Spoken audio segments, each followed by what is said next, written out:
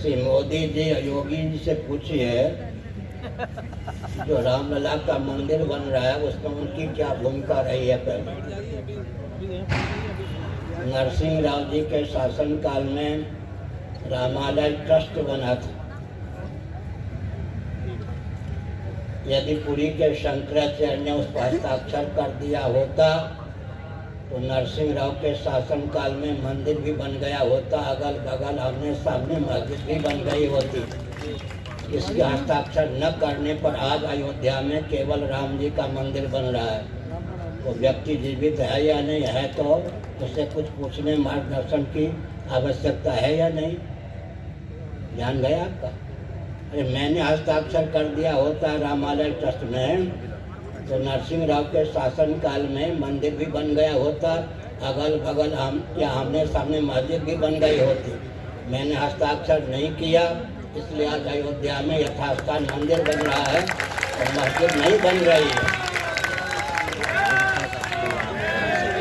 इसमें मोदी और योगी जी को श्रेय मिल रहा है, मुझे श्रेय नहीं चाहिए। इतिहास यही कहता है ना। मैंने हस्ताक्षर कर दिया होता तो नरसिंह राव के शासनकाल में मंदिर तो बन गया होता, अगल बगल ये आमने सामने मस्जिद ही बनती। आज जो 25 किलोमीटर दूर मस्जिद के लिए जगह दी गई है, उस समय तो अगल बगल ये आमने सामने मस्जिद बनाने की योजना थी। मैंने हस्ताक्षर नहीं किया, मुझे बहुत यातना दी गई, मैंने धैर्यपूर्वक यातना को सहा।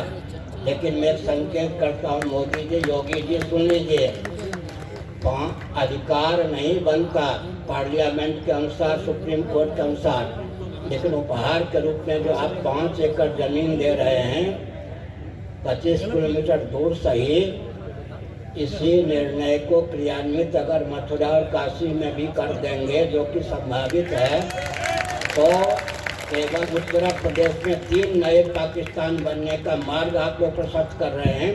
आपकी योजना इस समय लोगों को अच्छी लग रही है कि राम जी का मंदिर यथास्थान बन रहा है, लेकिन 3 नए पाकिस्तान उत्तर प्रदेश को आप लोग दे रहे हैं। मोदी जी, योगी जी, सावधान।